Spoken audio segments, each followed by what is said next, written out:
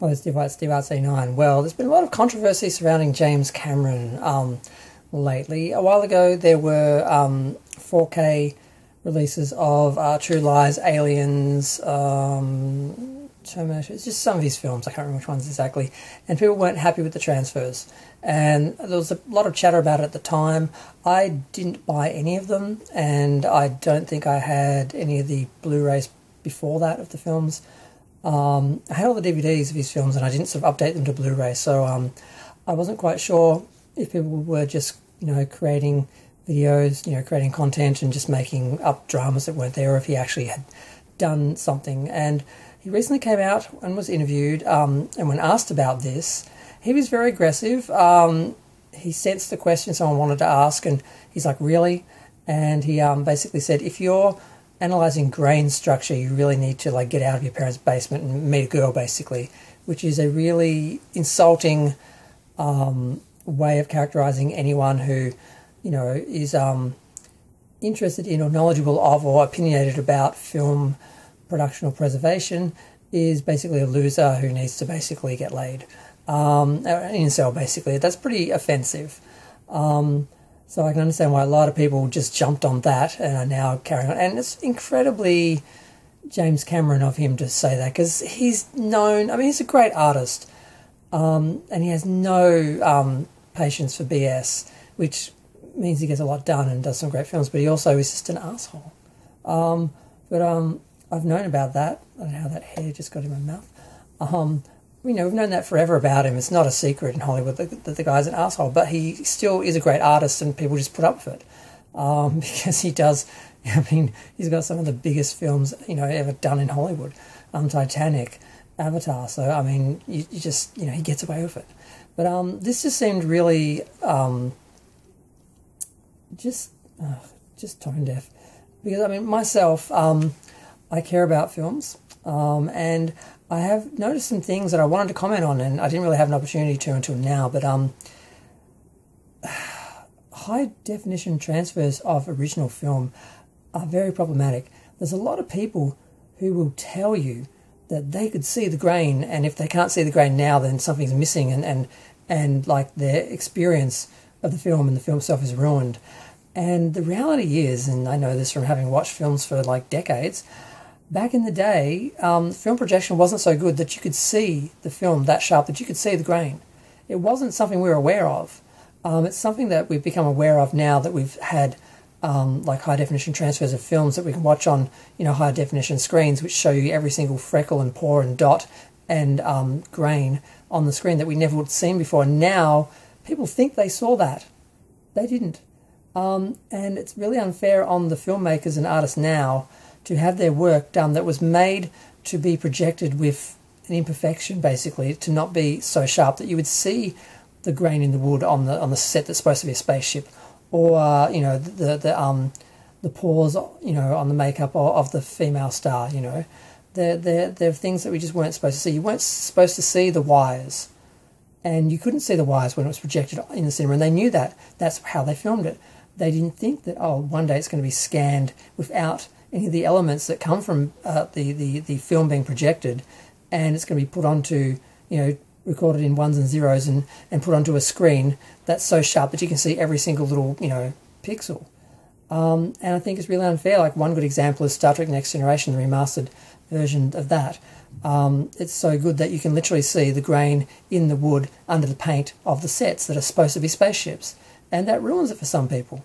It shows, amazing amount of detail, but when they made the film, they weren't, planning for that, and they couldn't have imagined 30 years from when they were making these films. These a lot of these technicians and the people who built the sets were, great craftsmen, but they weren't expecting for the level of high definition to these things to have to hold up to, and it's really unfair now without going back and spending some time and fixing these. And I understand that that's how James Cameron thinks. He sees grain in a film as a flaw, a technical problem he couldn't deal with. He couldn't get the film he wanted to do a film, or the film didn't exist, or the studio wouldn't pay for the film he wanted. So there were films that he had to make that had more grain than he wanted. And now that although you couldn't see it so much in the original, projection. Now you really can, and on high definition it really shows.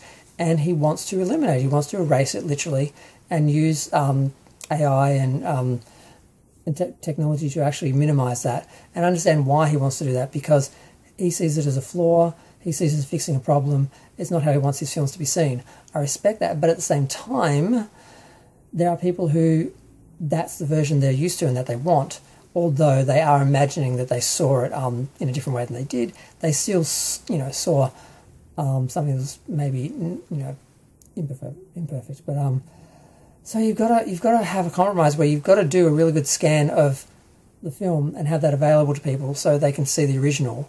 But you also want to do your pristine, remastered edition. And so long as there's two different editions, there's really no problem. It's only really if you go to George Lucas level, where you totally change the original and then eliminate it so it's no longer available, that you upset people. Because if you give people director's editions and special editions and remastered versions, they will, even though they love the original, they'll watch the others and they'll benefit from it. But if you give them that in place of that, then you're taking something away, you're threatening something that they're attached to, they're going to have a reaction. So there's that. So I understand James Cameron wanting to, massage his films and make them look the way he wanted them to look back in the day, or the way they did look when they were projected, or the way they were perceived when they were projected, and people being threatened by that because they feel like they're taking something away. Now, some of this ADR, digital noise reduction, or whatever these AI programs and technologies are, some of them are not good. They do just remove all the grain, smooth the image, and you lose the grain. With the grain, you lose the detail. But at the same time, the grain isn't detail. So you can soften the grain and remove it to an extent without actually losing the detail. The detail, there was a level of detail that was never there, that you're imagining because of the grain. You're seeing that complexity of that image and thinking there's more detail there than there actually is. And there is a balance to meet where you soften the grain, but you don't lose the detail. Some go past that and things look really waxy and fake, but unfortunately, that's what a lot of people want to see. They want their images to be crystal clear and have no grain and no anything, because that's how digital films now are. And a lot of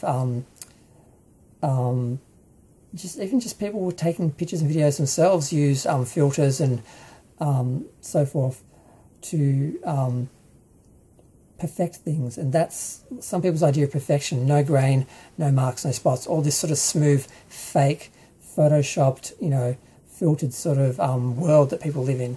So, but that's usually younger people and older people who grew up in the real world where we had grain and freckles and pores, feel like if that's not there, they're being robbed. So we've got to find a middle ground, or give everyone what they want. Do your perfect, plastic remastered editions for the kids. Keep the original transfers for, the film historians, and everybody's happy. But James Cameron, like George Lucas, is very much, this is my version, my film, this is how I'm going to do it, and how I'm going to give it to you, and how you're going to enjoy it. And if not, you're an incel. Now the extra, if not, you're an incel, was putting it too far. And I see why people are upset and that, and I can't believe I'm still talking about this after 8 minutes, but it was already something I was thinking about, wanted to talk about. Felt maybe people were being harsh on James Cameron before, because I figured he must have been trying to, because I did notice the grain in Alien when I did see it, and a couple of other films that I'm like, I didn't see that back in the day because of the projection, and now it's noticeable and it is a bit distracting. So I wasn't bothered by some films fixing something like this, but other films that didn't need it, like Star Trek 6, for example, the Blu-ray of that, that was fine. I never noticed the grain in that, but they just ADR'd or whatever that to death, and the people do look plastic, and there's contrast lines when there shouldn't be, and just it looks kind of cartoony and artificial, and it's strange to watch. And then the latest Blu-ray editions don't have that, so it's a problematic thing. It's a slippery slope.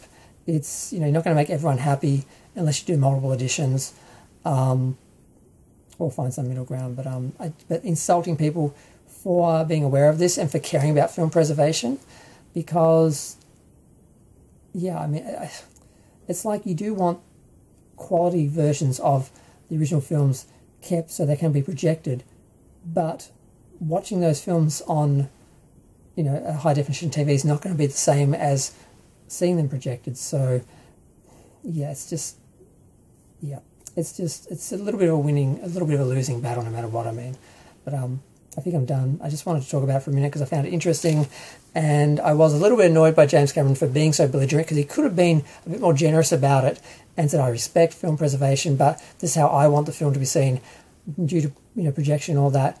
You didn't see some of the details that now you do on high definition, and we have to, you know, tweak that and fix that. Otherwise, you would see the wires and so forth, and the things you weren't supposed to see and so forth. So we're actually thinking of you. So he could have handled it in a diplomatic way, but he didn't, because he's James Cameron, and he doesn't have to because he's James Cameron. But that's really no excuse. But I'm going to go, because this is 10 minutes. I'm not going to let it get to 11. I'm going to go. Bye.